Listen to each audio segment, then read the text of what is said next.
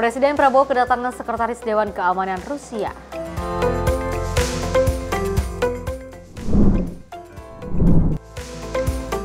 Partai Demokrat mantapkan langkah bersama Presiden Prabowo Subianto.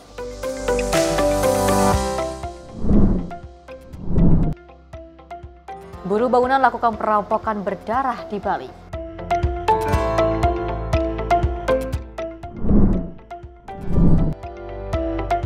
PT KAI kampanye anti pelecehan seksual.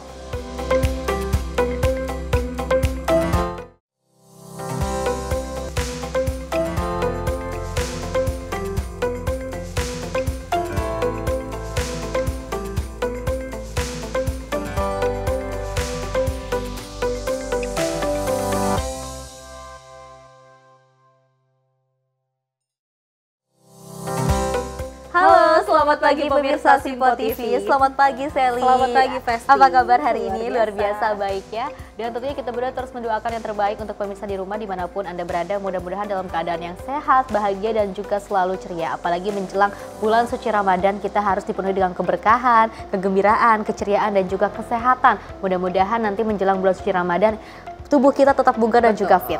Dan Festi dan pemirsa, kita ketahui menjelang bulan Ramadan ini PT KAI mengadakan kampanye anti pelecehan seksual. Dimana kalau kita ketahui kasus pelecehan seksual sering terjadi di transportasi umum, terutama di kereta api. Dan ini menjadi solusi penting bagi masyarakat yang ingin pulang kampung agar merasa aman nantinya di perjalanan. Dan tentunya informasi menarik lainnya akan terus kami hadirkan. Ini dia Menyapa Pagi Simpo TV selengkapnya.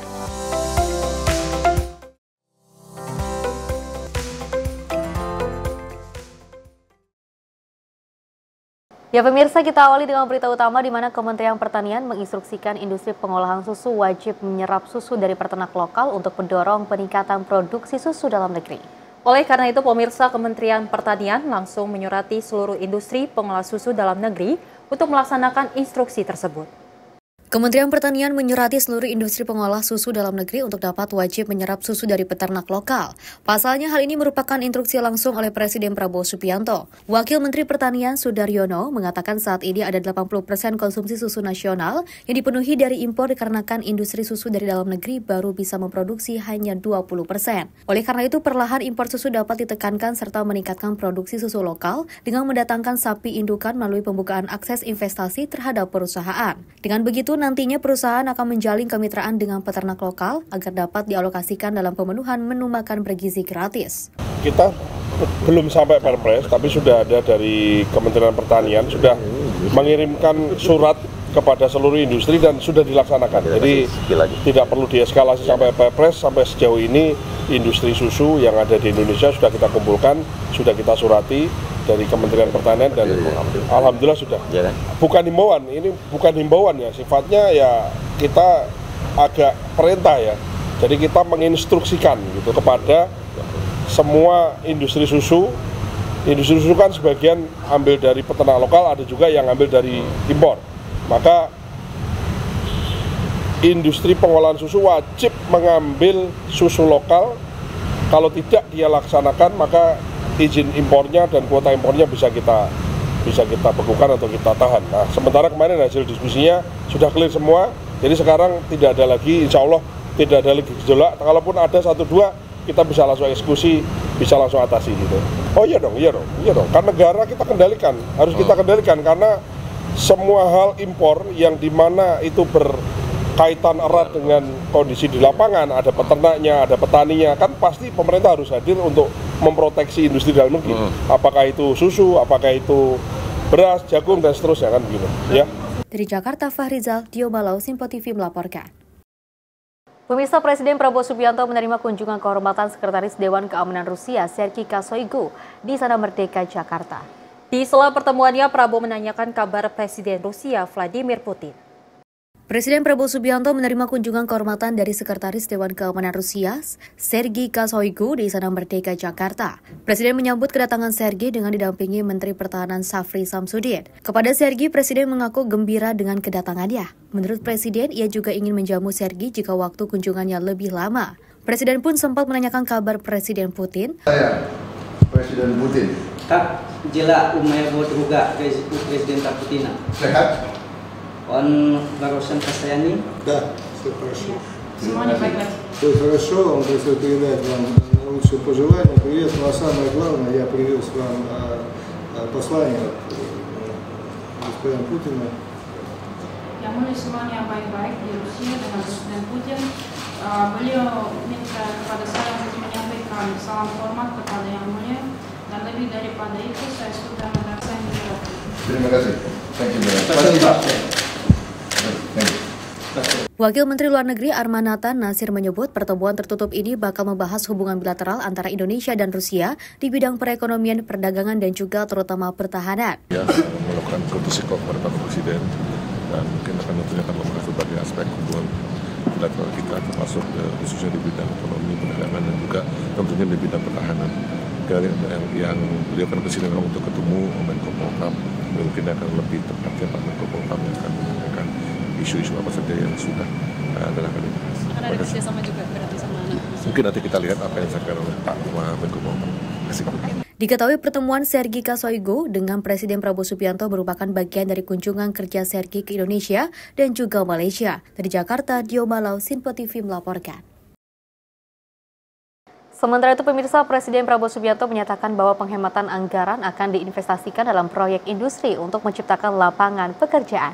Prabowo juga menegaskan komitmennya untuk mengelola dana secara disiplin, transparan, dan juga bebas korupsi demi kesejahteraan rakyat.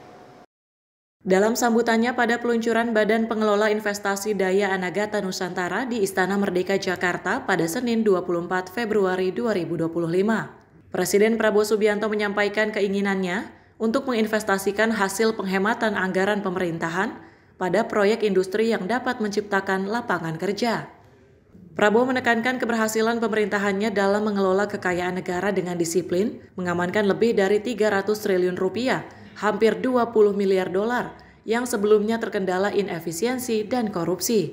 Dana tersebut akan dialokasikan untuk dikelola oleh Danantara dan diinvestasikan pada lebih dari 20 proyek nasional yang diharapkan dapat memberikan dampak signifikan pada industrialisasi dan hilirisasi Indonesia, menciptakan lapangan kerja dan kemakmuran jangka panjang. Kita telah membuktikan komitmen dalam mengelola kekayaan negara dengan disiplin keuangan yang ketat dan tata kelola yang bertanggung jawab.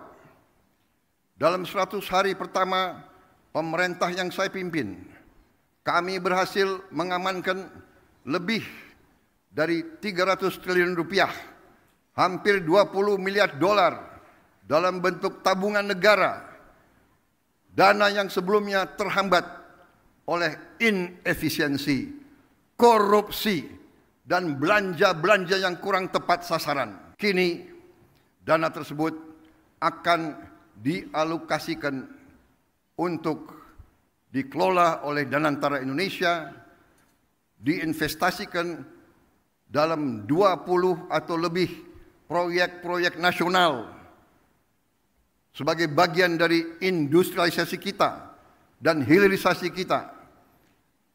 Proyek-proyek yang berdampak tinggi yang akan menciptakan nilai tambah yang signifikan untuk bangsa kita, menciptakan manfaat nyata, lapangan kerja yang bermutu, dan kemakmuran yang berjangka panjang. Dalam hal yang sama, Prabowo juga menjelaskan bahwa Danantara lebih dari sekedar badan pengelola investasi, namun menjadi instrumen pembangunan nasional untuk mengoptimalkan pengelolaan kekayaan negara demi kesejahteraan rakyat.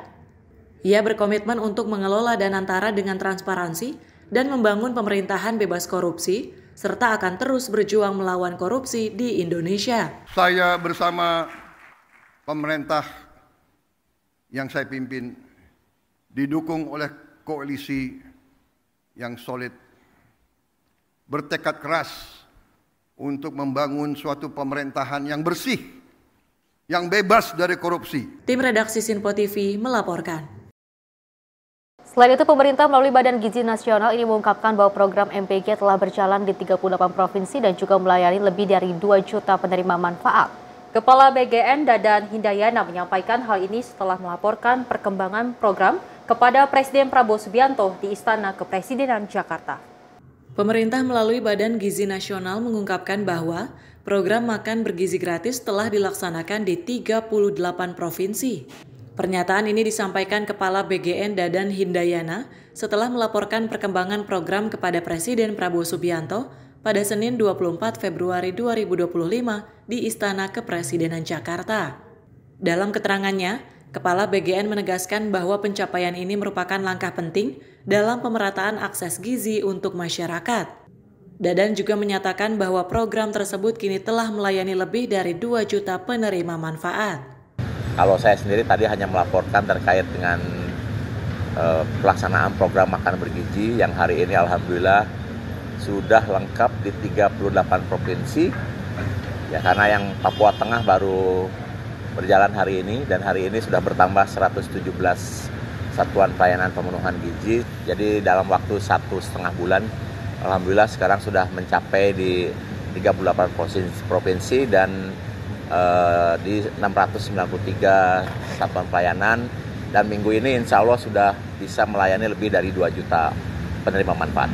Program ini bertujuan untuk memperluas akses gizi bagi masyarakat dengan penyesuaian distribusi makanan selama bulan Ramadan, seperti memberikan makanan untuk dibawa pulang dan dikonsumsi saat berbuka puasa. Makanan yang diberikan seperti susu, telur rebus, kurma, dan buah dirancang agar tahan lama dan bergizi seimbang. Selain itu, pengemasan makanan akan menggunakan bahan ramah lingkungan yang dapat ditukar kembali oleh anak-anak untuk mengurangi sampah dan mendidik mereka untuk disiplin. Program ini akan dievaluasi secara rutin, termasuk untuk daerah non-muslim, untuk memastikan efektivitasnya hingga Idul Fitri. Tim redaksi Sinpo TV melaporkan. Sementara itu, pemirsa, Kepala Badan Gizi Nasional Dadan Hindayana menegaskan pelaksanaan makan bergizi gratis saat bulan puasa ini akan tetap dilakukan. Dadan menyebut nantinya menu pada makanan bergizi gratis yang akan diubah agar makanan dapat bertahan lama hingga dapat dibawa pulang. Menjelang bulan Ramadan, program makan bergizi gratis akan tetap dilakukan di sekolah. Kepala Badan Gizi Nasional Dadan Hindayana menyebut pelaksanaan program makan bergizi gratis saat bulan Ramadan akan tetap berjalan. Dadan menyebut nantinya akan ada perubahan pada menu dan tempat makannya, karena nanti makanan akan diberikan dapat dibawa pulang menggunakan kantong kertas. Selain itu, menunya pun akan berbeda dengan biasanya, seperti bubur kacang hijau atau kolak, sehingga dapat bertahan lama dan dapat dikonsumsi setelah berbuka puasa. Makan bergizi itu untuk dibawa pulang. Ya, jadi untuk yang puasa bisa dimakan saat buka. Untuk yang tidak puasa bisa dimakan sembunyi di sekolah atau di rumah. Ya, jadi bentuk makanannya bentuk makanan yang tahan lama, seperti contohnya susu, telur rebus, kurma, kemudian kue kering fortifikasi, buah, dan lain-lain. Ya, mungkin juga sesekali ada bubur kacang hijau atau kolak. Yang jelas sumber komposisi gizinya tetap, di mana di situ ada protein, ada karbohidrat, dan ada serat. Ya, jadi tahun lalu kita melaksanakan menggunakan paper bag, tapi tahun ini alhamdulillah sudah berhasil diuji coba.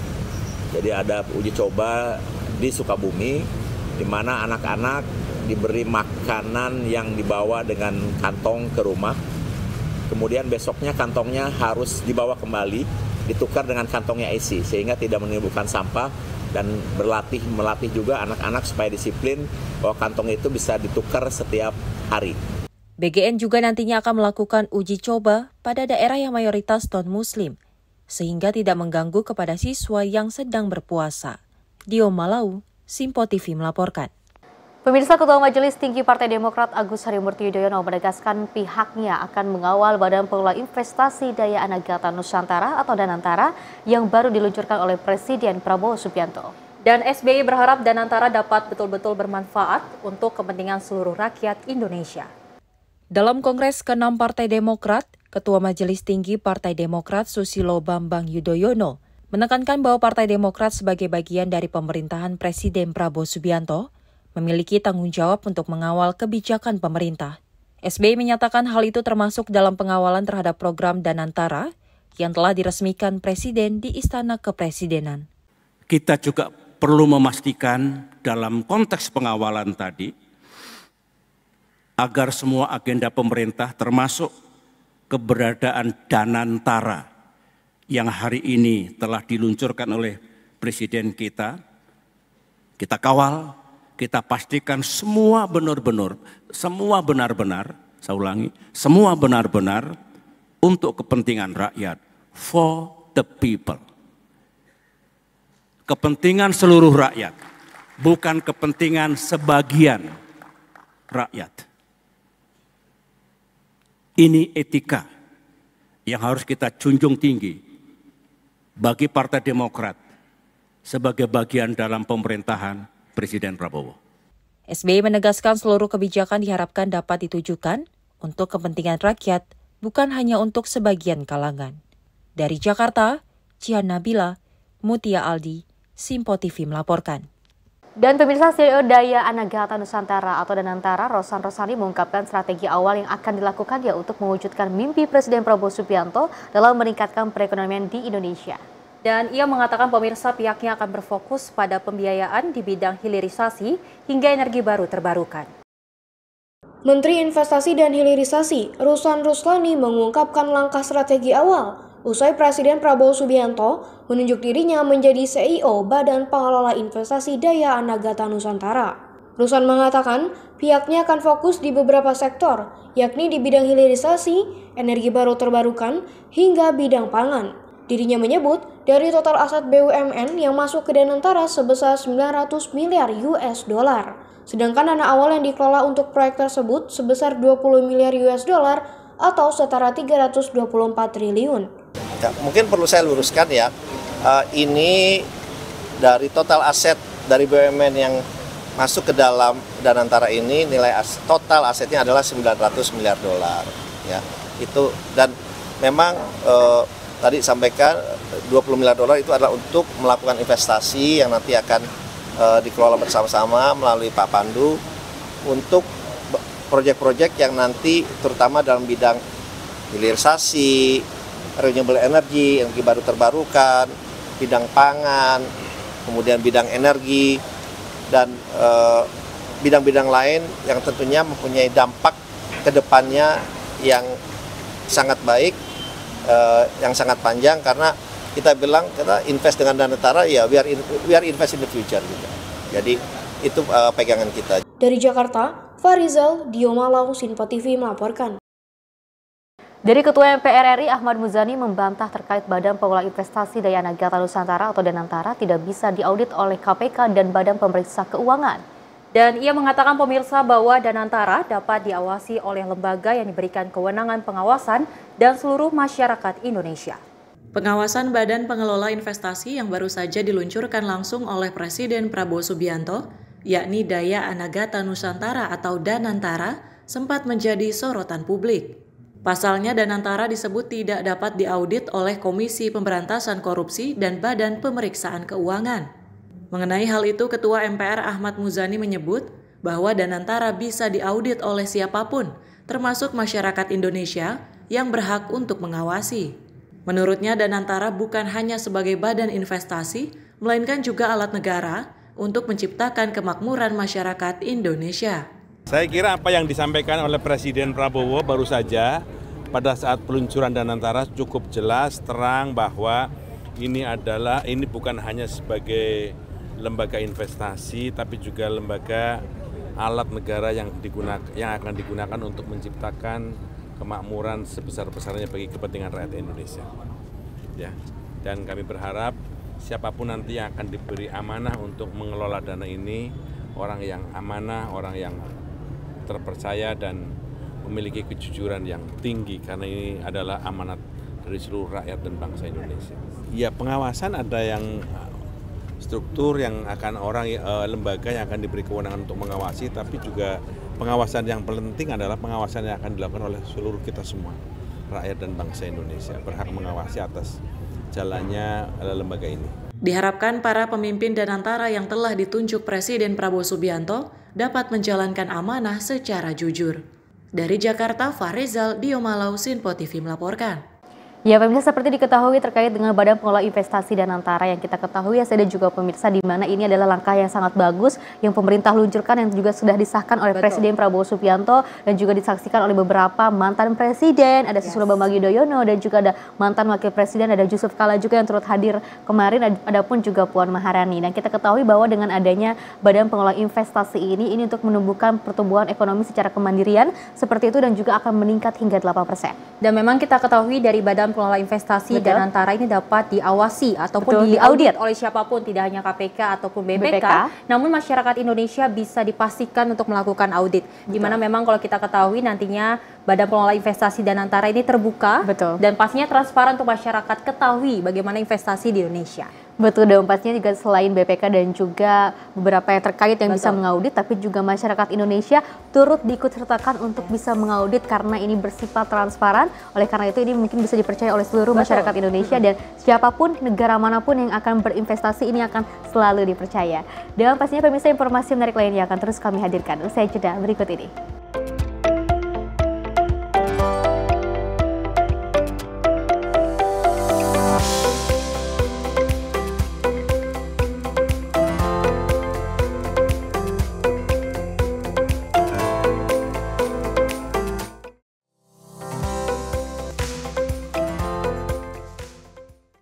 Halo, selamat pagi pemirsa Simpo TV, selamat pagi Andi. Selamat pagi, Fen. Beragam informasi terbaru hadir menemani Anda sebelum memulai hari.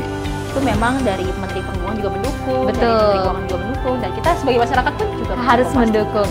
Mengangkat isu yang tengah menjadi pembicaraan paling hangat, semarakan pagi Anda bersama Menyapa Pagi. Setiap Senin hingga Jumat pukul 6 pagi, hanya di Simpo TV. Kami hadir dengan rangkaian informasi dari berbagai penjuru dunia. Topik dan isu yang tengah menjadi sorotan mancanegara dikemas dengan lengkap untuk Anda.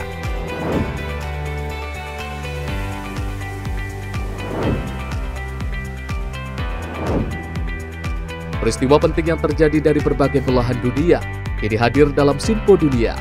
Setiap Senin hingga Jumat pukul 7:30 malam, hanya di Simpo TV. Halo, selamat malam pemirsa. Senang sekali rasanya kami mengisi ruang informasi Anda. Akhiri aktivitas Anda dengan rangkuman perkembangan peristiwa yang terjadi sepanjang hari. Sebelumnya kita saksikan ada sekitar 3.000 tamu undangan. Sementara di Ibu Kota Nusantara ini ada sekitar 2.000 tamu undangan. Rangkaian informasi nasional dan mancanegara dirangkum sebagai penutup hari dalam Menyapa Malam. Setiap Senin hingga Jumat pukul 8 malam, hanya di Simpo TV. Pemirsa, Simpo TV kembali hadir menemani Anda dengan berbagai informasi yang telah kami rangkum dalam sepekan. Sajian lengkap informasi sepekan kami hadirkan untuk Anda. Badan Legislasi DPR menemui masa unjuk rasa di depan gedung DPR RI Senayan, Jakarta. Menemani akhir pekan Anda bersama keluarga dengan rangkuman berita menyeluruh dalam Simpo Sepekan. Setiap minggu pukul 6 pagi, hanya di Simpo TV.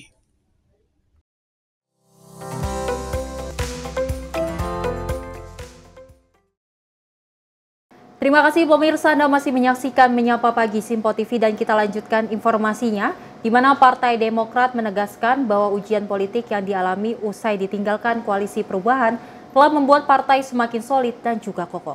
Dan tentunya hal tersebut disampaikan Ketua Umum Partai Demokrat Agus Harimurti Yudhoyono dalam sambutannya di Kongres ke-6 Partai Demokrat yang digelar pada hari Senin 24 Februari 2025. Dalam sambutannya di acara Kongres 6 Partai Demokrat, Ketua Umum Partai Demokrat Agus Harimurti Yudhoyono mengungkapkan bahwa Partai Demokrat pernah mengalami masa sulit saat Koalisi Perubahan meninggalkan Demokrat. Meski demikian, AHY menuturkan Demokrat berhasil bangkit dan memilih jalan politik yang lebih baik dengan bergabung dalam koalisi yang mendukung Presiden terpilih Prabowo Subianto. AHY turut mengungkapkan rasa syukurnya karena Partai Demokrat saat ini menjadi bagian penting dalam perjuangan dan kemenangan Pilpres 2024 hingga dipercaya untuk berkontribusi di pemerintahan Presiden Prabowo Subianto. Ketika Demokrat tengah serius untuk menata langkah, menyusun strategi, dan berikhtiar di lapangan, kita kembali menghadapi ujian. Kita ditinggalkan begitu saja. Masih ingat? Tentu kejutan itu sempat menggoyahkan kita. Dan yang lebih berat adalah dinamika politik tersebut telah membingungkan masyarakat luas. Di mana Partai Demokrat berada. Tentu kita punya harga diri dan kehormatan. Dan kita bersyukur bahwa peristiwa tersebut justru telah membawa kita pada sesuatu yang jauh lebih baik. Di mana akhirnya terbuka ruang dan jalan kebersamaan dengan Bapak Prabowo Subianto. Alhamdulillah, Demokrat menjadi bagian penting dari perjuangan dan kemenangan Pilpres 2024. Dan kini kader-kader utama Partai Demokrat dipercaya untuk membantu Presiden Prabowo mengemban amanah di pemerintahan nasional. Benar yang sering dinasihatkan oleh Pak SBY, Gus, dalam kehidupan, juga dalam kehidupan politik, seringkali rencana Tuhan itu lebih baik dan lebih indah dari rencana manusia. Yang penting dalam setiap hal, selalu niatkan dengan baik dan ikhtiarkan dengan baik. Itu wejangan dari Pak SBY, orang tua kita semua. Sehingga bisa saya simpulkan Bapak Ibu, ketiga ujian besar tadi dengan segala suka dan dukanya secara umum telah membuat kita, yang pertama, semakin kuat, semakin kokoh dalam ikatan soliditas dan solidaritas. Dari Jakarta, Cian Nabila, Mutia Aldi, Simpo TV melaporkan. Sementara itu pemirsa, Ketua Majelis Tinggi Partai Demokrat Susilo Bambang Yudhoyono atau SBY ini menyampaikan pesan penting dalam Kongres ke-6 Partai Demokrat yang juga berlangsung di The Ritz-Carlton Hotel Pacific Place, Jakarta pada Senin siang.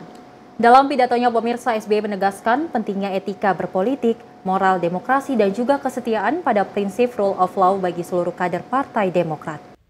Dalam pidato di acara Kongres ke-6 Partai Demokrat, Ketua Majelis Tinggi Partai Demokrat Susilo Bambang Yudhoyono atau SBY mengingatkan dalam dunia politik godaan untuk menyalahgunakan kekuasaan selalu ada. SBY menyebutkan hal tersebut harus dijauhi, sebab hal itu merupakan perbuatan tercela dan hakikatnya merupakan pelanggaran terhadap amanah konstitusi. Oleh karena itu, SBY menyampaikan pesan tegas kepada seluruh kader Partai Demokrat untuk tidak menyalahgunakan kekuasaan. SBY mengatakan bahwa hal ini bagian dari perjuangan partai menuju pemerintahan yang bersih dan berintegritas. Terhadap partai politik manapun, apapun posisinya, apakah sebagai oposisi atau bagian dari koalisi pemerintahan. Ini adalah etika yang saya pahami. Moral politik, nilai-nilai demokrasi, serta kepatuhan kepada peranata hukum, the rule of law. Ingat, godaan kepada para penguasa. Dalam dunia politik,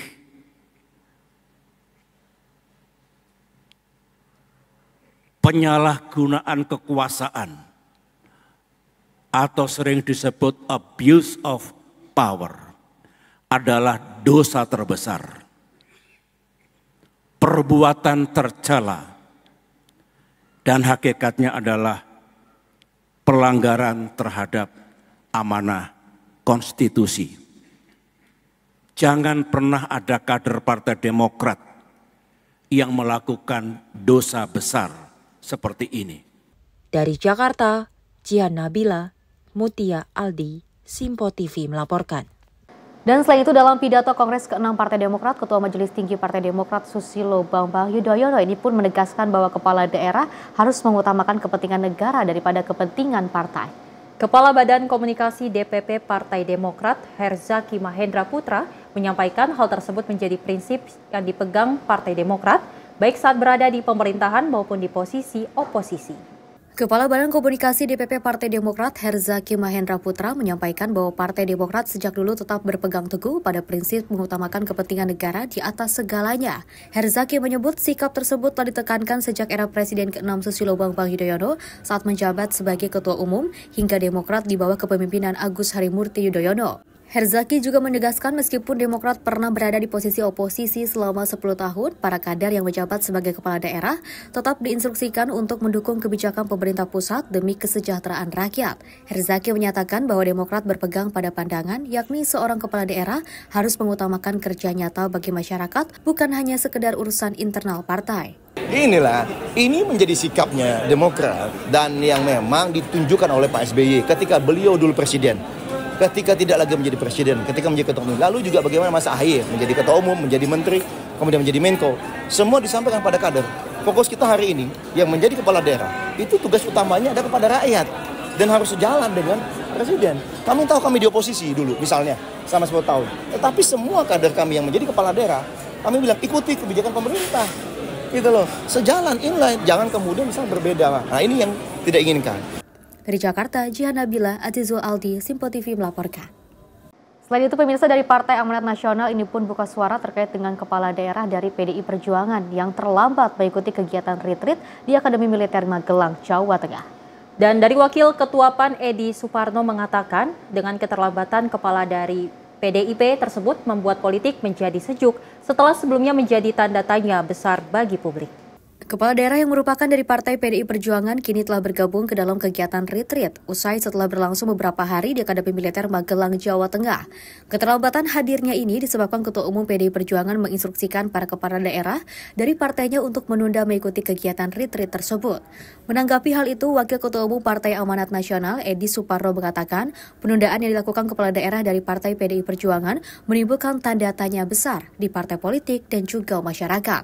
Meski demikian, kepala daerah PDIP yang kini sudah kembali hadir di retreat kini membuat politik kembali menjadi sejuk. Saya pikir begini, dari awal kan kita sudah paham bahwa retreat itu adalah program yang dilaksanakan sudah dijalankan oleh pemerintah, jadi sudah terkomunikasikan sejak awal ya, bahkan sebelum pelantikan daripada kepala daerah. Jadi kepala daerah pun akan memetik banyak manfaat dari pelaksanaan retreat itu. Karena satu, bisa memahami program-program pemerintah pusat yang nanti akan dikoordinasikan dengan pemerintah daerah, plus juga melakukan networking, membangun jaringan dengan sesama kepala daerah yang lain, agar kerjasama ke depan itu akan jauh lebih mudah karena sudah saling mengenal, bahkan ke tahap pengenalan yang sudah dekat dan pribadi gitu ya. Nah, jadi kami sangat optimis ketika kemudian teman-teman dari kepala daerah lain yang belum bergabung akhirnya bergabung juga.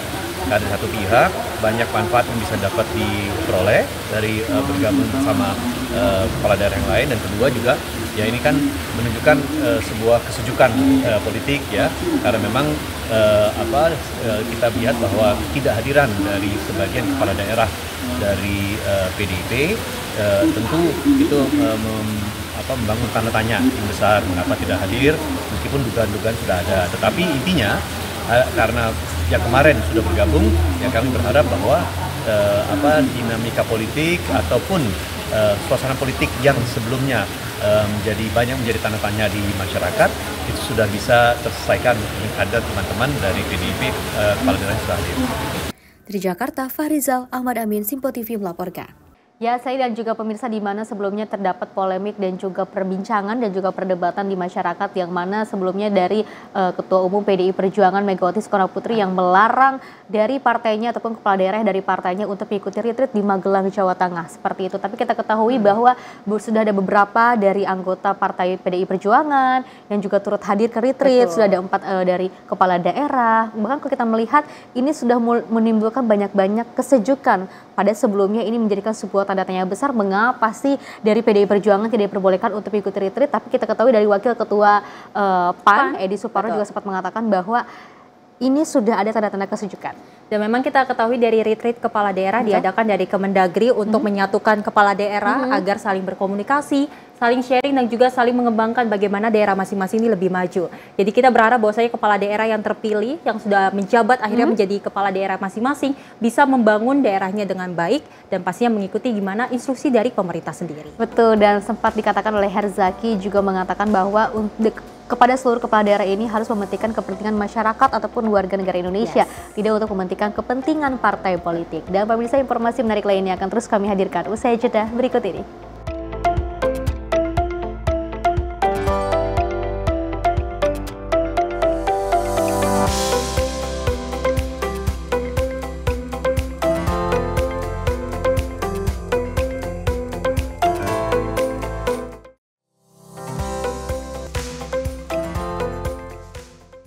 Pemirsa Simpo TV kembali hadir menemani Anda dengan berbagai informasi yang telah kami rangkum dalam sepekan. Sajian lengkap informasi sepekan kami hadirkan untuk Anda. Badan Legislasi DPR menemui masa unjuk rasa di depan gedung DPR RI Senayan, Jakarta. Menemani akhir pekan Anda bersama keluarga dengan rangkuman berita menyeluruh dalam Simpo Sepekan setiap minggu pukul 6 pagi hanya di Simpo TV. Jadilah yang pertama mengetahui perkembangan terkini seputar informasi dari lembaga parlemen. Punya data nasional, tidak ada satupun backup berarti kan? Tiba-tiba ada putusan yang nggak masuk akal dan seperti ini gitu loh. Kita biarkan rekomendasi kepada KPK, periksa! Kami hadirkan informasi paling akurat untuk mengawal setiap informasi dalam rapat komisi dan paripurna. Tentunya bersama saya Andi Rezaldi yang telah kami rangkum dalam program Simpo Parlemen. Saya Arif Rifani. Saksikan Simpo Parlemen setiap Sabtu pukul 6 pagi hanya di Simpo TV. Kami hadir dengan rangkaian informasi dari berbagai penjuru dunia. Topik dan isu yang tengah menjadi sorotan mancanegara dikemas dengan lengkap untuk Anda.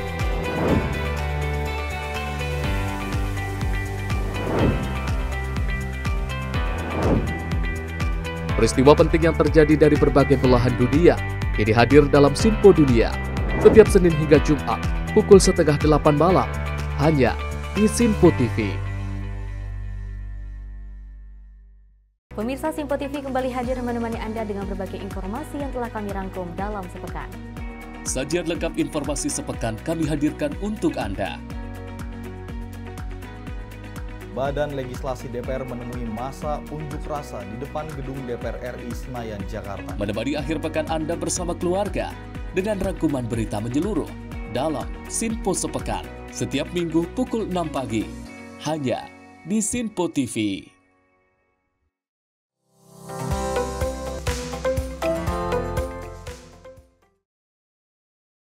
Selamat pagi pemirsa, Anda masih menyaksikan Menyapa Pagi Simpo TV dan kita lanjutkan informasinya di mana dalam rangka memperingati HUT ke-61, Organisasi Wanita Dharma Pertiwi menggelar bakti sosial serentak dan terbanyak di seluruh Indonesia. Dan juga pemberian bakti sosial tersebut juga bekerja sama dengan Museum Rekor Dunia Indonesia atau MURI.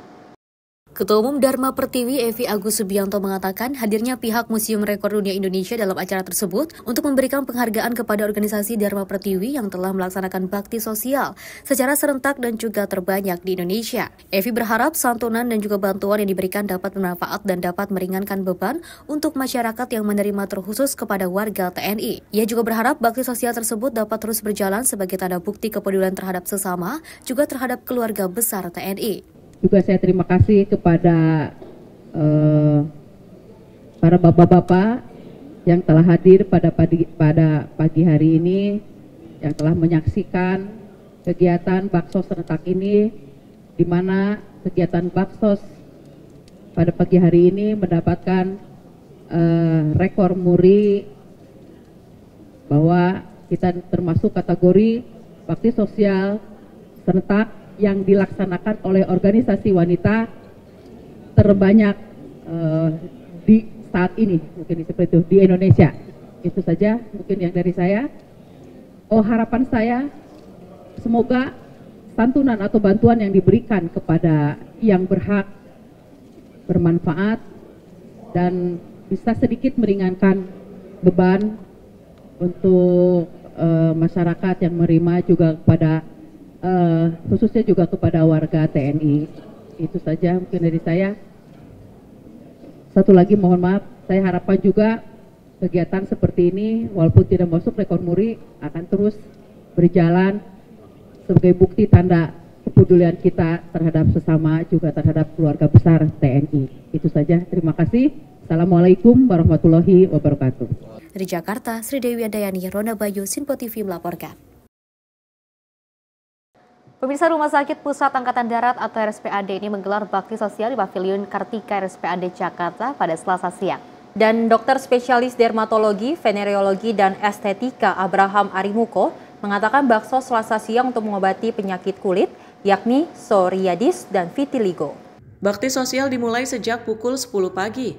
Baksos ini bekerja sama dengan Kolegium Dermatologi, Venereologi, dan Estetika serta pengurus pusat Perhimpunan Dokter Spesialis Kulit dan Kelamin atau Perdoski. Dr. Abraham Arimuko mengatakan, pelayanan kesehatan ini untuk penyakit psoriasis dan vitiligo. Pelayanan Baksos menggunakan alat laser. Ya, jadi Baksos ini adalah Baksos tentang pelayanan kesehatan kulit yang diselenggarakan oleh Rumah Sakit Pusat Angkatan Darat Gatot Subroto bekerjasama dengan Kolegium Dermatologi Venerologi Indonesia dan pengurus pusat Perhimpunan Dokter Spesialis Kulit dan Kelamin. Jadi acara pada hari ini adalah pelayanan kesehatan untuk mengobati penyakit kulit yaitu psoriasis vulgaris dan vitiligo dengan mempergunakan alat laser. Sementara itu, Dr. Rita menyebut pasien yang dilayani dalam Baksos hari ini ada 20 orang, di mana 10 orang psoriasis dan 10 orang vitiligo.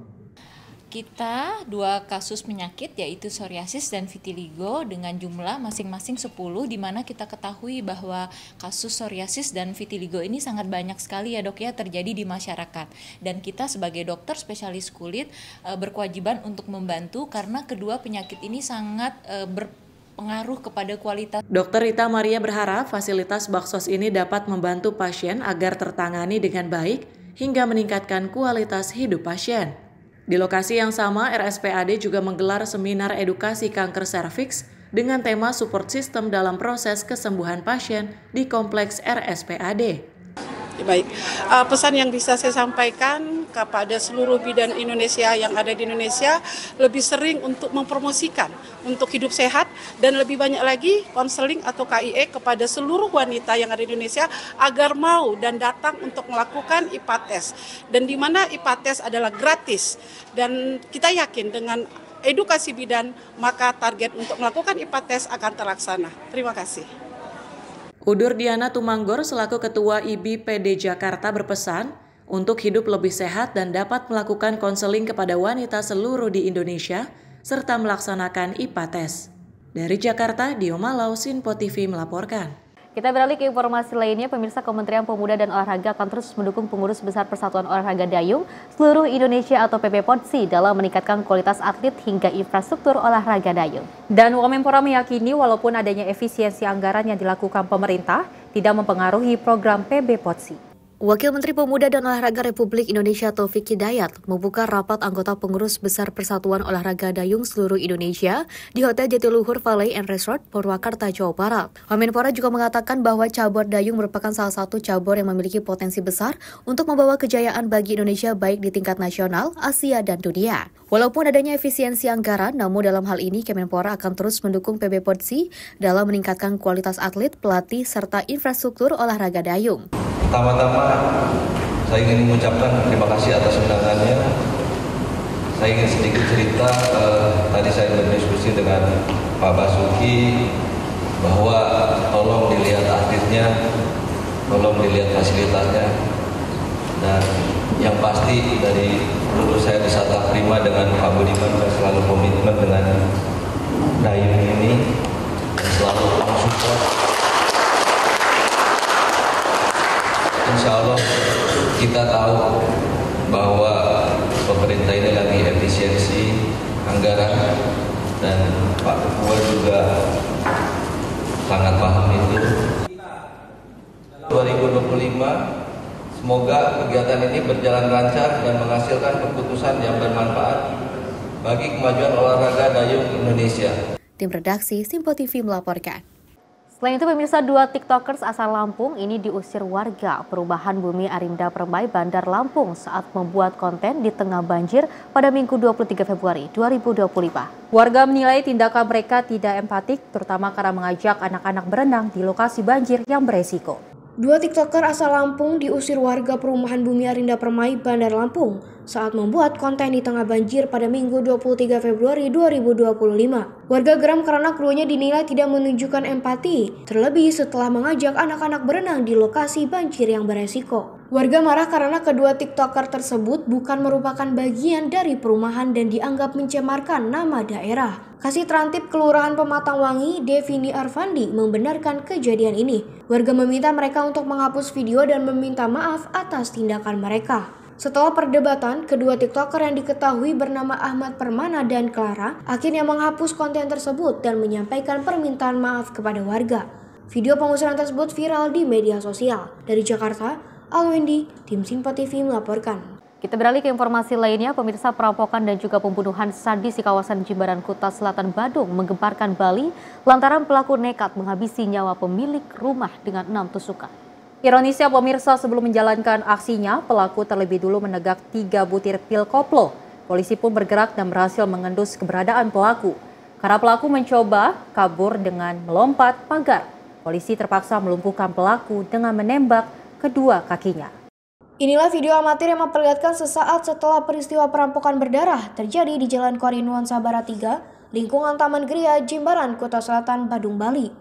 Tersangka M. Rafli Barizi, 20 tahun, asal Pasuruan, Jawa Timur, masuk melalui ventilasi rumah korban Ibu Kartini, 56 tahun, dengan membawa pisau dapur dari bedeng proyek tempatnya bekerja. Merasa curiga ada orang yang tidak dikenal memasuki rumahnya, Ibu Kartini keluar dari kamar untuk mengecek. Korban pun berteriak histeris ketika melihat tersangka. Panik karena kepergok korban, pelaku langsung menyerang dengan menusukkan pisau ke leher, punggung, dan pundak korban hingga tewas. Pelaku juga melukai putri korban yang hendak menolong ibunya. Putri korban dicekik dan dibenturkan ke lantai, sehingga mengalami luka memar di badan, muka, dan leher. Setelah membunuh, pelaku mengambil 2 ponsel dan cincin emas milik korban sebelum melarikan diri melalui jalur semula. Jajaran Satreskrim Polresta Denpasar dan Resmob di Treskrimum Polda Bali pun bergerak melakukan penyelidikan. Tempat persembunyian tersangka di salah satu toko bangunan di Jalan Semer, Kota Tara, Badung pun terendus. Saat disergap, tersangka mencoba kabur dengan cara melompati tembok dari bagian belakang toko bangunan menuju arah perumahan penduduk. Tak mau kehilangan jejak, aparat kepolisian tancap gas melakukan pengejaran dan melumpuhkan tersangka dengan timah panas yang menembus kedua kaki tersangka. Ini pelaku ini memang karena kalau saya sampaikan motif memang ekonomi. Yang bersangkutan baru bekerja di tempat kerja di situ sekitar 1 minggu. Sekitar 1 minggu. Memang niatnya untuk masuk mencuri.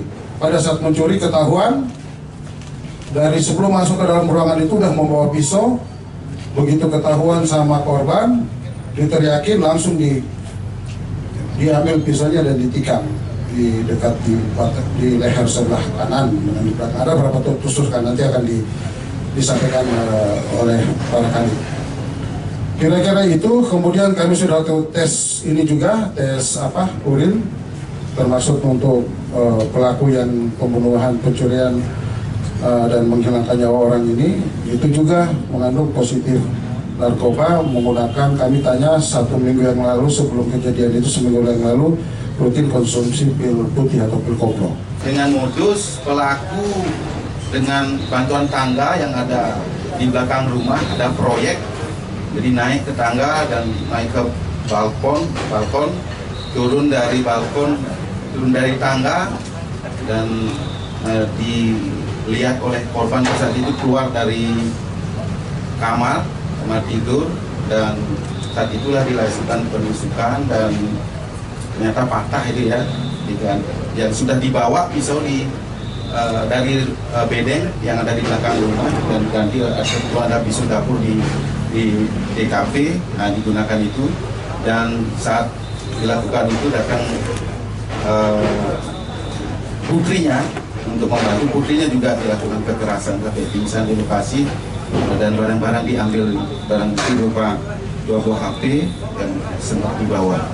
Berapa kali luka tusukan atau berapa kali ini? Dari hasil oleh TKP, oleh identifikasi Polresta Denpasar, ada 6 tusukan, yaitu di belakang leher sebelah kanan, dan juga di punggung ada 5 tusukan. Jadi yang paling fatal adalah tusukan di leher, itu nancap sampai dalam, itu yang menyebabkan luka-luka dan darahnya mungkin kehabisan darah di sana. Dan putrinya sempat dicekik, dibenturkan di lantai, makanya ada luka memar di badan, di muka, dan di leher juga ada. Sebelum beraksi, tersangka mengaku sudah 2 hari mengintai rumah korban. Ironisnya, saat beraksi tersangka dalam kondisi mabuk lantaran mengkonsumsi pil koplo. Kini tersangka dijerat dengan pasal 365 ayat 3 KUHP dan terancam pidana penjara maksimal 15 tahun. Dari Bali, Bagus Raditya, Simpo TV melaporkan. Pemirsa, insiden kecelakaan melibatkan kereta api kembali terjadi di wilayah Bekasi pada Senin 24 Februari 2025 sekitar pukul 10.30 waktu Indonesia Barat. Seorang wanita berusia sekitar 60 tahun meninggal dunia setelah terseret beberapa meter dari lokasi kejadian. Adapun penyebab pasti kecelakaan masih dalam penyelidikan pihak kepolisian. Seorang wanita berusia sekitar 60 tahun meninggal dunia setelah tersambar komuter lain rute Cikarang Kampung Bandan dengan nomor KA 6023.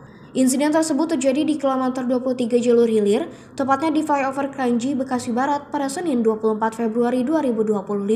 Manajer Humas Kereta Komuter Indonesia atau KCI, Leza Arlan menjelaskan bahwa korban saat itu sedang berjalan di perlintasan rel dengan tujuan menuju pasar. Benturan keras menyebabkan korban tewas di lokasi kejadian. Pihak KCI segera berkoordinasi dengan kepolisian untuk melakukan evakuasi dan jenazah korban telah dibawa ke Rumah Sakit Umum Daerah Kota Bekasi. Leza juga mengimbau masyarakat agar lebih berhati-hati dan selalu memperhatikan keselamatan saat melintas di perlintasan kereta api. Korban terseret beberapa meter dari lokasi kejadian, adapun penyebab pasti kecelakaan masih dalam penyelidikan pihak kepolisian. Tim Redaksi Sinpo TV melaporkan. Ini harus menjadikan sebuah pembelajaran untuk kita semua di mana ada seorang lansia yang mau menyeberang tapi tidak mendengar adanya suara klakson dari kereta api hingga menyeberang dan juga menewaskan beliau seperti itu. Kita ketahui juga dari pihak petugas yang berada di pelang kereta api juga harus bisa lebih berhati-hati lagi dan juga memberikan sebuah pengawasan yang lebih agar tidak terjadi hal-hal yang seperti ini. Dan ini menjadi perhatian juga tidak hanya untuk pejalan kaki namun juga bagi kendaraan bermotor ataupun mobil agar berhati-hati di mana memang kalau misalkan sudah ada palang tertutup tidak untuk dilewati karena memang itu tandanya adalah kereta yang melewat. Jadi ini menjadi waspada terhadap semua pengendara di jalan. Betul, pemirsa, informasi menarik lainnya akan terus kami hadirkan. Usai jeda berikut ini.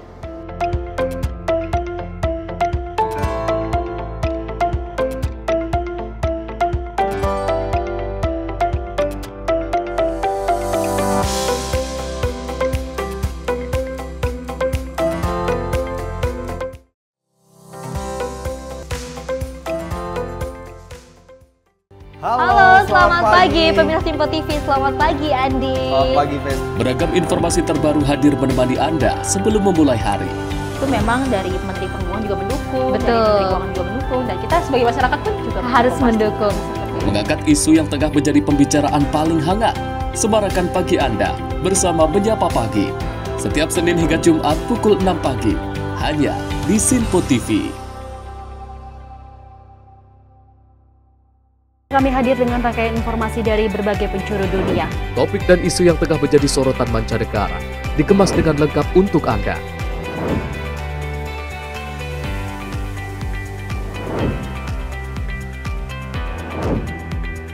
Peristiwa penting yang terjadi dari berbagai belahan dunia kini hadir dalam Sinpo Dunia.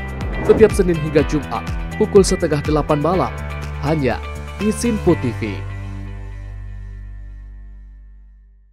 Halo, selamat malam pemirsa. Senang sekali rasanya kami mengisi ruang informasi Anda. Akhiri aktivitas Anda dengan rangkuman perkembangan peristiwa yang terjadi sepanjang hari. Sebelumnya kita saksikan ada sekitar 3.000 tamu undangan. Sementara di Ibu Kota Nusantara ini ada sekitar 2.000 tamu undangan. Rangkaian informasi nasional dan mancanegara dirangkum sebagai penutup hari dalam Menyapa Malam. Setiap Senin hingga Jumat pukul 8 malam. Hanya di Sinpo TV.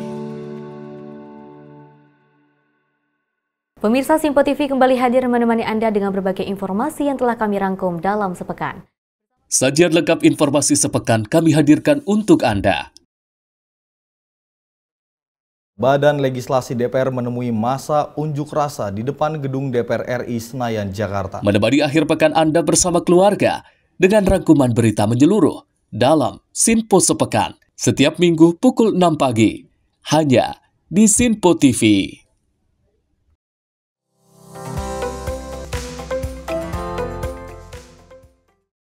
Masih bersama kami pemirsa dalam Menyapa Pagi Sinpo TV dan kita lanjutkan informasinya di mana perusahaan bus milik pemerintah Perum Damri memastikan kesiapannya menuju libur lebaran pada bulan depan dengan menyiapkan ribuan armada bus untuk mudik. Dan sama dengan seperti periode libur sebelumnya, pihak Damri akan tetap terus menjaga keamanan dan juga kenyamanan unit bus yang nantinya dipergunakan kepada calon penumpang. Direktur Utama Perusahaan Umum Damri, Setia N. Milatia Moemin, mengungkapkan ada 2,8 juta layanan bus Damri yang akan beroperasi hingga akhir periode lebaran nanti. Adapun perkiraan puncak arus mudik terjadi pada 26 hingga 28 Maret 2025 mendatang. Artinya, selama puncak arus mudik tersebut, pihak Damri akan beroperasi secara menyeluruh bagi calon pemudik yang menggunakan jalur transportasi bus Damri. Selain layanan, total 776 calon penumpang diproyeksikan menggunakan armada bus Damri dalam memanfaatkan Lebaran nanti pada periode 21 Maret hingga 11 April. Adapun peningkatan fasilitas di tiap stasiun bus ditingkatkan dengan evaluasi periode libur Nataru lalu dan Lebaran 2024. Sehingga calon penumpang dapat nyaman dan aman ketika sedang menunggu armada bus Damri. Hal yang ditunggu seluruh calon penumpang bus Damri karena di rute Damri tersebut mengungkapkan bakal menerapkan diskon tarif bus sebesar 10% melalui aplikasi Akses Baik KAI dan hanya diperuntukkan pada titik-titik tertentu. Jadi untuk komersial memang kami, jadi Damri itu bukan hanya melayani komersial tapi kami juga tetap ada komuter dan lain-lain. Jadi periode 21 Maret sampai 11 April itu untuk komersialnya sekitar 776.000 pelanggan komersial, karena kita juga ada perintis, ada berbagai segmen termasuk komuter. Jadi total itu sekitar 2,8 juta yang akan kami layani pada periode hari. Nanti ada detailnya. Lalu kemudian puncak arus mudik itu sama 26 sampai 20 kira-kira untuk yang berangkat itu 26 sampai 28, nanti juga kelihatan. Kita juga sama 45 hari sebelum sebelum the date, kita sudah mulai membuka di Damri Apps maupun online travel agent seperti Traveloka dan lain-lain. Lalu dari Jakarta, Max, juru kamera Mutia Anggiani, tim liputan Simpo TV melaporkan.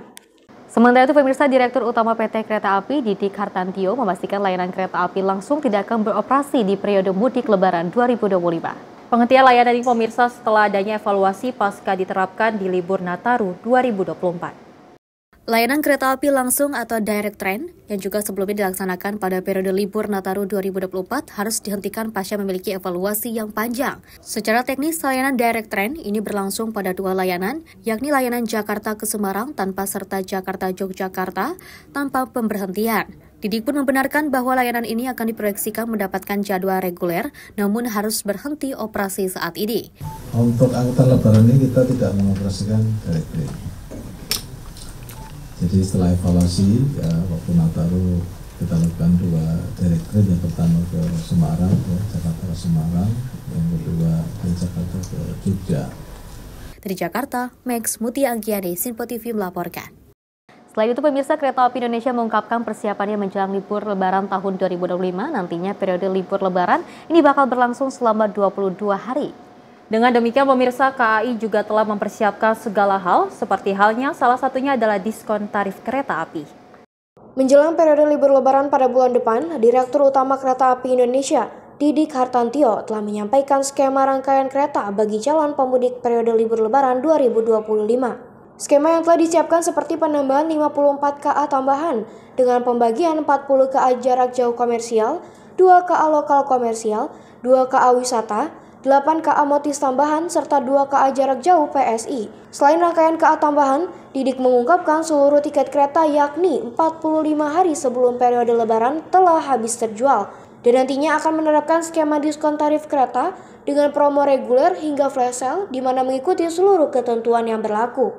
Adapun pemesanan tiket promo tersebut dapat dipesan melalui aplikasi Akses Baik KAI kepada para calon penumpang. Selain dari rangkaian kereta dan sistematis tiket, Bos Kereta Api Tanah Air tersebut juga telah meningkatkan 731 personil yang terbagi di setiap penjagaan rel kereta. Nah, mudik gratis ya, Kereta Api menyediakan 400 tiket gratis di tahun Jaya Premium untuk keberangkatan 26 Maret. Pendaftaran ketika umum dan bisa dasar dan ketentuan yang harus diikuti. Next. Nah, untuk tarif promo, nah ini biasalah ya, kita pasti ada promo-promo selama masa Lebaran ini ya, karena ya, kami menyadari ya Ini kayak Nataru kemarin kan kita sempat 2 kali bikin promo, yang pertama 10%, yang berikutnya 30%. Mengingat segala pelayanan yang ditingkatkan pihak KAI, masyarakat juga perlu meningkatkan persiapan sebelum berpergian, seperti membawa logistik yang sesuai dengan peraturan KAI, hingga menjaga kesehatan sebelum menempuh perjalanan jauh dengan moda transportasi kereta api. Dari Jakarta, Max, juru kamera Muti Anggiani, tim Liputan Sinpo TV melaporkan. Pemirsa, PT Kereta Api Indonesia Daerah Operasi 1 ini bersama dengan komunitas Indonesia Railway Reservation Society ini melakukan sosialisasi dan juga kampanye anti pelecehan seksual di Stasiun Bekasi, Kota Bekasi, Jawa Barat. Dan para penumpang kereta diberikan sosialisasi pencegahan pelecehan seksual dan didorong untuk berani melapor jika mengalami pelecehan baik di dalam kereta ataupun di luar kereta. Maraknya kasus pelecehan di transportasi umum mendorong PT KAI Daerah Operasi 1 melakukan sosialisasi dan kampanye anti pelecehan seksual di kereta api. Bersama dengan komunitas kereta api IRRS dan PT KAI Daop 1 mengajak penumpang yang sebagian besar wanita ini menandatangani petisi anti pelecehan seksual, bukan hanya melakukan kampanye. KAI Daop 1 juga mengadakan talk show di dalam area stasiun yang diisi oleh pembicara, mulai dari psikolog, Kepala Dinas Pemberdayaan Perempuan, dan Perlindungan Anak Kota Bekasi, Kanit PPA Polres Metro Bekasi Kota, dan manajer Humas Daop 1. Dalam diskusi tersebut, para pembicara menekankan pentingnya melindungi diri serta menghormati sesama penumpang kereta. PT KAI mengajak penumpang untuk berani melapor jika mengalami pelecehan seksual di kereta. KAI akan memberi sanksi tegas berupa blacklist kepada pelaku pelecehan sehingga tidak lagi dapat menggunakan kereta baik KRL maupun kereta jarak jauh. Berkampanye, lagi mensosialisasikan, di sini ada 2, keselamatan perjalanan kereta api, kemudian kaitannya dengan anti pelecehan seksual. Di beberapa waktu yang lalu mungkin ada sebagian kejadian yang namanya tindakan asusila, ini bisa terjadi di mana-mana. Namun kami PT Kereta Api selalu mengevaluasi berdasarkan laporan yang ada. Kami melakukan tindakan-tindakan hal-hal yang untuk bersifat preventif. Pertama, PT KAI melakukan pola pembuatan kereta seperti halnya KLL itu ada khusus wanita. Kemudian di toilet-toilet kereta api jarak jauh itu ada toilet wanita dan toilet laki-laki tersendiri. Kemudian kami selalu mengkampanyekan kegiatan tindakan asusila ini baik di stasiun maupun di atas kereta api. Ini mungkin tindakan kegiatan yang lumayan cukup besar. Kita secara periodik bersama adik-adik relevan, ada 19 relevan, kita ajak selalu ikutin sosialisasi kegiatan yang keselamatan perlintasan sebidang, kemudian asusila dengan membentangkan spanduk tanda tangan petisi bersama. Sementara para penumpang mendukung sanksi blacklist kepada para pelaku pelecehan seksual di lingkungan kereta. Pelecehan seksual. Oh, gimana Bu dari Ibu sendiri nih pengguna kereta menanggapi petisi ini, setuju nggak? Itu gimana ya? Enak, di sini tuh naik kereta terus pelecehan nggak ada, apakah ada pelecehan apa-apa? Berarti setuju ya Bu kalau penumpang yang melakukan pelecehan seksual di blacklist? Iya, gitu? Setuju. Kalau ada pelecehan kayak gitu harus ditindak ya Bu ya. Ibu selama ini pernah dengar kejadian apa? Nggak pernah kejadian, pernah dengar? Nggak ada ya, aman ya Bu ya? Iya. Tahun 2024 lalu ada 2 kasus pelecehan di wilayah Daop 1 yang dilaporkan ke polisi. Dengan adanya fasilitas seperti CCTV serta banyaknya petugas baik di stasiun maupun dalam gerbong kereta, diharapkan dapat mengurangi kasus pelecehan di kereta api. Sebagai bahan kelengkapan, pihak PT KAI menyediakan CCTV, petugas di peron, di dalam kereta, dan di lokasi lainnya setiap stasiun. Dari Bekasi, Muhammad Ridwan, Sinpo TV melaporkan. Seli dan juga pemirsa, terkait dengan kasus pelecehan seksual ini sudah marak terjadi di Indonesia, bahkan sering ya kita ketahui tidak hanya usia remaja, dewasa, tapi juga bahkan anak-anak ini bisa terkena pelecehan seksual. Dan maka dari itu kita dari wanita sendiri gitu kan ya Seli, harus bisa menjaga diri, harus mempunyai benteng sendiri untuk melindungi diri kita sendiri dari aksi pelecehan seksual, dimana kalau kita ketahui pelecehan seksual ini sudah banyak sekali di mana-mana, apalagi di moda transportasi yang mana penumpangnya ketika banyak sekali, padat sekali, ini bisa dijadikan sebuah aksi-aksi modus-modus pria hidung belang di luar sana sana untuk melakukan aksinya. Maka dari itu kita harus menjaga diri kita seperti itu ya, dan juga kita harus tetap waspada. Dan dari PT KAI juga sempat mengatakan akan mengadakan sebuah sosialisasi terkait dengan pelecehan seksual, dan ini langkah yang sangat bagus untuk memberikan kenyamanan dan juga keamanan bagi setiap penumpang. Dan memang kita ketahui Fesi dan pemirsa menjelang Ramadan pastinya antusias masyarakat untuk mudik akan terus bertambah. Betul, dan pastinya akan menggunakan kereta api. Jadi kita berharap bahwa masyarakat yang untuk berpulang kampung terus berhati-hati di mana pelecehan seksual akan terjadi, ataupun ini menjadi waspada bagi perempuan untuk mengikuti di gerbong wanita agar mungkin merasa lebih terjaga aman dan merasa lebih aman pasti. Dan mudah-mudahan di bulan suci Ramadan nanti kita bisa tetap aman, bahagia, dan juga selalu sehat selalu. Dan pemirsa, informasi tadi sekaligus mengakhiri jumpa kita. Saya Fesi Rahmadi. Dan saya Selis Regar. Terima kasih dan sampai jumpa.